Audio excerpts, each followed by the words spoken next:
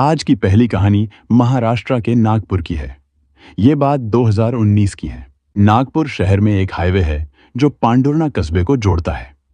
इसी हाईवे पर एक शख्स की नजर सड़क किनारे एक लाश पर पड़ी, जिसकी उम्र करीब 20-21 साल की लग रही थी।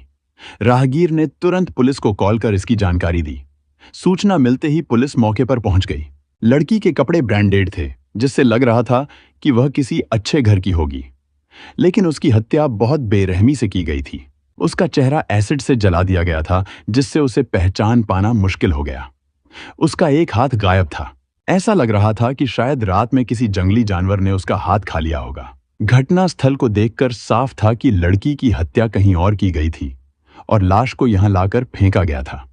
जिस तरह से उस युवती की हत्या की गई, उससे लगता था कि मामला प्यार का था। हत्यारा शायद युवती से बहुत नाराज था। शव देखकर यह साफ हो गया था कि वो लड़की किसी बड़े घर से थी और शहर की रहने वाली थी। पुलिस ने मौके पर जाकर जरूरी कार्रवाई की और लड़की की लाश पोस्टमार्टम के लिए अस्पताल भेज दी। इसके बाद थाना पुलिस और क्राइम ब्रांच ने मिलकर इस खौफनाक हत्या की गुत्थी सुलझाने के लिए छानबीन शुरू कर दी। पुलिस और क्राइम ब्रांच के सामने सबसे बड़ी चुनौती यह थी कि वो अपनी जांच कहां से शुरू करें, क्योंकि उनके पास कुछ खास नहीं था। बस युवती के बाएं हाथ पर लव बर्ड और सीने पर क्वीन का टैटू ही पहचान था। बाकी सब कुछ एक पहेली की तरह था। लेकिन पुलिस ने हार मानने का नाम नहीं लिया। उन्होंने सोशल मीडिया की मदद लेने का फैसला किया और बस कुछ ही समय में जादू हो गया। पुलिस ने युवती की पहचान ढूंढ निकाली और फिर 10 घंटों के अंदर क्राइम ब्रांच ने मामले को सुलझा लिया। पुलिस ने जब मृतका की फोटो सोशल मीडिया पर डाली तो वो पल भर में वायरल हो गई। फोटो एक के बाद एक ग्रुप्स में घूमते हुए आखिरकार फुटला तालाब के पास स्थित एक पान की दुकान पर पहुंची। दुकानदार ने फोटो देखते ही पहचान लिया। यह फोटो खुशी का था। पान वाले को खुशी याद आई ही, क्योंकि उसने उसे कई बार एक लड़के के साथ घूमते हुए देखा था और धरेरा होटल में आते जाते भी देखा था। यह कनेक्शन अब पुलिस के लिए बेहद अहम साबित हो सकता था। जैसे ही यह जानकारी क्राइम ब्रांच के इंस्पेक्टर अनिल जिट्टावार को मिली, वह और भी ज्यादा सक्रिय हो गए। उन्होंने खुशी के बारे में जितनी भी जानकारी हो सकती थी कुछ ही घंटों में इकट्ठा कर ली। जब उन्होंने खुशी का इंस्टाग्राम खंगाला तो जो टैटू मृत युवती के शरीर पर मिला था, वही टैटू खुशी के हाथ और सीने पर भी था। यह देखते ही यह साफ हो गया कि वह शव खुशी का ही था। अब पुलिस के पास सबूत था और मामला सुलझने के बिल्कुल करीब था। क्राइम ब्रांच के अधिकारियों को खुशी के इंस्टाग्राम प्रोफाइल से उसकी पूरी जानकारी मिल गई। उसका पूरा नाम खुशी परिहार था। वह अपनी मौसी के साथ रहती थी और राय इंग्लिश स्कूल और जूनियर कॉलेज में बीकॉम के अंतिम वर्ष की छात्रा थी। साथ ही वह पार्ट टाइम मॉडलिंग भी करती थी और मुंबई नागपुर में काम करती थी। खुशी की पहचान हो जाने से पुलिस और क्राइम ब्रांच को एक बड़ी राहत मिली थी, लेकिन असली काम अब बाकी था, खुशी परिहार के हत्यारे तक पहुंचना। पुलिस ने जब खुशी की मौसी से संपर्क किया तो उन्होंने बताया कि खुशी कई महीनों से उनके साथ नहीं थी। वह अपने दोस्त अशरफ शेख के साथ लिव इन रिलेशनशिप में welcome housing society Hazaribagh Paharganj गिट्टी खदान के पास रह रही थी। पुलिस ने जब खुशी की हत्या की खबर उसकी मौसी को दी तो वह जोर जोर से रोने लगी और अपनी घबराहट जाहिर करते हुए अशरफ शेख पर संदेह व्यक्त किया। उनका कहना था कि घटना की रात अशरफ ने उन्हें फोन करके बताया था कि खुशी और वह किसी बात को लेकर झगड़ रहे थे और वह नाराज होकर अपने गांव चली गई है। क्राइम ब्रांच टीम को मौसी की बातों से यह समझ में आ गया कि अशरफ शेख का इस मामले में कहीं न कहीं हाथ जरूर है। इसके बाद क्राइम ब्रांच ने अशरफ शेख का मोबाइल नंबर सर्विलांस पर लगा दिया और साथ ही शहर के सभी पुलिस थानों को उसकी जानकारी दे दी। इसका असर यह हुआ कि गिट्टी खदान पुलिस की मदद से अशरफ शेख को कुछ घंटों में ही पकड़ लिया गया। अशरफ शेख को जब क्राइम ब्रांच ऑफिस में लाकर पूछताछ की गई तो उसने शुरुआत में पुलिस को गुमराह करने की पूरी कोशिश की, लेकिन जब क्राइम ब्रांच ने सख्ती से सवाल किए तो वह रोने लगा और उसने सब कुछ कबूल कर लिया। उसने माना कि उसने खुशी परिहार की हत्या की थी और इसके पीछे की कहानी कुछ इस तरह थी। 21 साल का अशरफ शेख नागपुर के IBM रोड गिट्टी खदान इलाके का रहने वाला था। उसका पिता अफसर शेख एक ड्रग तस्कर था, जिसे हाल ही में पुलिस ने 400 किलोग्राम गांजे के साथ गिरफ्तार किया था। अशरफ शेख उसका सबसे छोटा बेटा था और यह पारिवारिक दबाव और उसकी खुद की बुरी आदतों का परिणाम था कि वह इस रास्ते पर चला आया। अफसर शेख ने अपने बेटे अशरफ को नशे के धंधे से बचाने के लिए गिट्टी खदान में एक बड़ा सा हेयर कटिंग सैलून खुलवाया था, ताकि वह किसी गलत रास्ते पर न जाए। लेकिन अशरफ का मन सैलून में नहीं लगता था। वह शानो शौकत के साथ आवारागर्दी करता था और उसकी कमजोरी खूबसूरत लड़कियां थीं। अपने सभी भाइयों में अशरफ सबसे सुंदर और रंगीन मिजाज था, और यही वजह थी कि वह अपने दोस्तों के जरिए शहर की महंगी पार्टियों और फैशन शो में जाने लगा। इन पार्टियों और शो में उसकी दोस्ती कई मॉडल लड़कियों से हो गई थी। एक दिन फैशन शो में उसने खुशी को देखा और वह उससे दीवाना हो गया। खुशी से और ज्यादा नजदीकियां बढ़ाने के लिए वह उसकी हर पार्टी और फैशन शो में जाने लगा था। 19 वर्षीय खुशी परिहार मध्य प्रदेश के जिला सतना के एक छोटे से गांव की रहने वाली थी। उसके पिता जगदीश परिहार सर्विस करते थे और वह अपनी बेटी को एक अच्छी शिक्षिका बनाना चाहते थे। लेकिन खुशी के मन में कुछ और ही ख्वाब पल रहे थे। खुशी जितनी खूबसूरत और चंचल थी, उतनी ही महत्वाकांक्षी भी थी। बचपन से ही वह टीवी सीरियल्स, फिल्म्स और मॉडलिंग की दीवानी थी। जब भी वह किसी मैगजीन या टीवी पर मॉडल या अभिनेत्री को देखती, उसकी आंखों में भी उन्हीं के जैसे सपने नाचने लगते। पढ़ाई में तेज होने के बावजूद खुशी के परिवार वाले उसके अरमानों को लेकर थोड़ा चिंतित थे। वे उसे प्यार तो बहुत करते थे, लेकिन उनके पास उसे शहर में भेजने और उसके सपनों को पूरा करने की ताकत नहीं थी। उनका मानना था कि यह सब बड़े शहर में ही संभव था। गांव के स्कूल से खुशी ने कई बार ब्यूटी क्वीन का अवार्ड जीते थे, लेकिन उसकी चमक सिर्फ गांव तक ही सीमित थी। खुशी बचपन से ही अपनी मौसी के काफी करीब थी, जो नागपुर में रहती थी।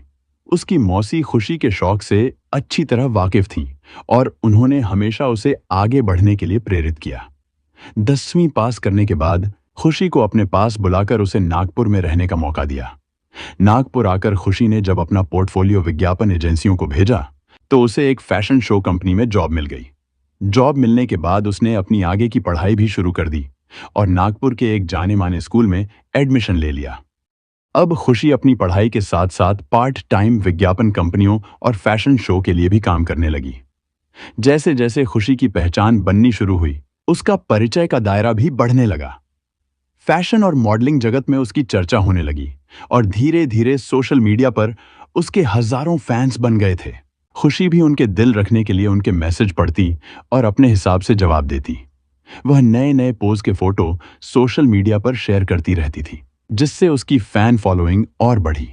नागपुर में उसे 3 साल हो गए थे और अब वह बीकॉम के अंतिम वर्ष में थी। अपनी पढ़ाई पूरी करने के बाद वह पूरी तरह से मॉडलिंग और टीवी की दुनिया में उतरने का प्लान बना रही थी। लेकिन इससे पहले ही उसकी जिंदगी में मनचला अशरफ शेख आ गया। अशरफ शेख की दीवानगी को देखकर खुशी भी धीरे धीरे उससे करीब आ गई। कुछ ही दिनों में दोनों का प्यार परवान चढ़ने लगा। अशरफ खुशी पर दिल खोलकर पैसा खर्च कर रहा था और उसकी हर जरूरत को पूरा करने में कोई कसर नहीं छोड़ता था। जब खुशी के परिवार और मौसी को अशरफ और खुशी की दोस्ती की खबर मिली, तो उन्होंने उसे आड़े हाथों लिया। उन्होंने खुशी को समझाने की कोशिश की, खासकर इस बात को लेकर कि अशरफ दूसरे धर्म से था। वे उसे रिश्तों और समाज की नजरों के बारे में समझाने की कोशिश कर रहे थे, लेकिन तब तक बहुत देर हो चुकी थी। खुशी पूरी तरह से अशरफ के प्यार में डूब चुकी थी। मौसी और परिवार वालों की बातें न सुनते हुए खुशी ने उनका घर छोड़ दिया और अशरफ शेख के साथ गिट्टी खदान में किराए का मकान लेकर लिव इन रिलेशनशिप में रहने लगी। अब खुशी पूरी तरह से आजाद थी और कोई भी उसे रोकने टोकने वाला नहीं था।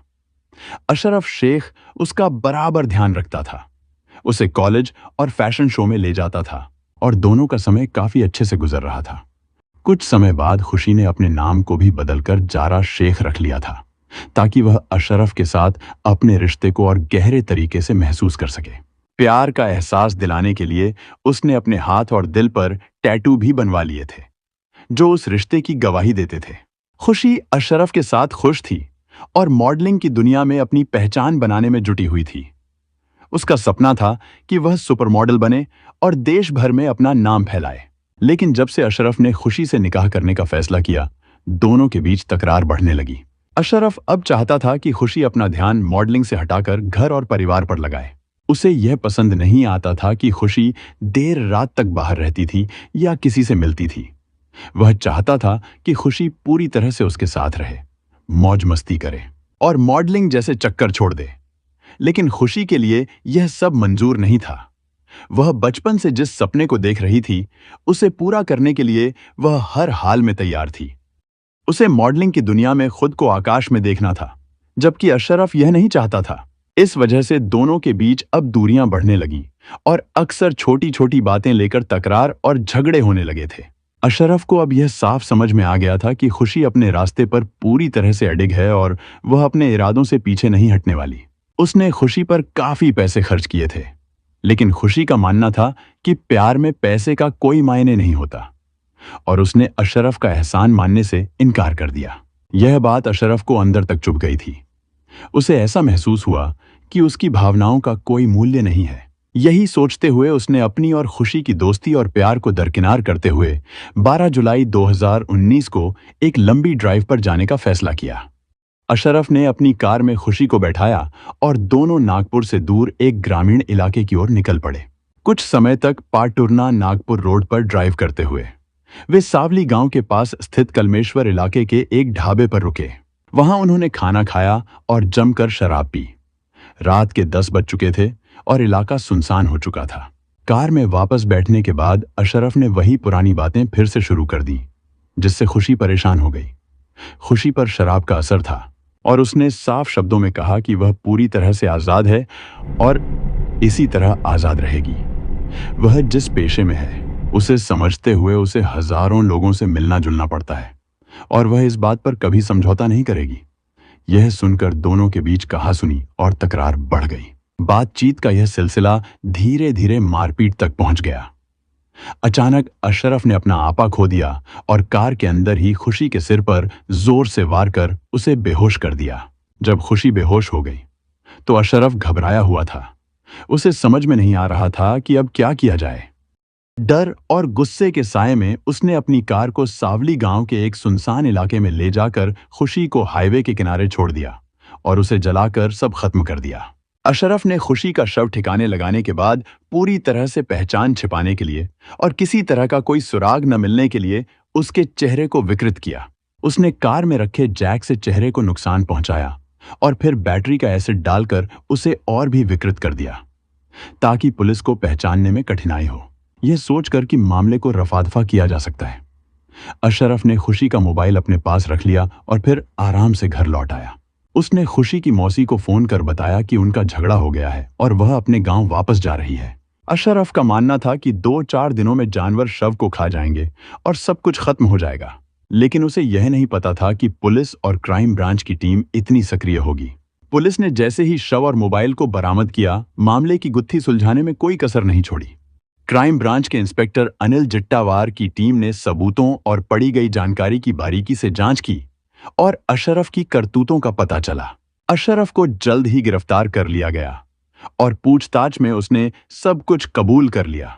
हत्या के पीछे की वजह और खुशी के प्रति उसका गुस्सा, प्रेम और ईर्ष्या सब साफ हो गया। उसने अपनी बेइज्जती और अपनी गलतफहमी के चलते खुशी की जान ले ली थी। अशरफ को कोर्ट में पेश किया गया और उसकी करतूतों के खिलाफ कड़ी सजा सुनाई गई। खुशी की हत्या का मामला सुलझने के बाद उसके परिवार को थोड़ी राहत मिली, लेकिन खुशी की मासूम जिंदगी की कीमत कोई भी नहीं चुका सकता था। यह मामला एक दुखद सच था जो प्यार, धोखा और अहंकार के बीच के खतरों को उजागर करता है। आज की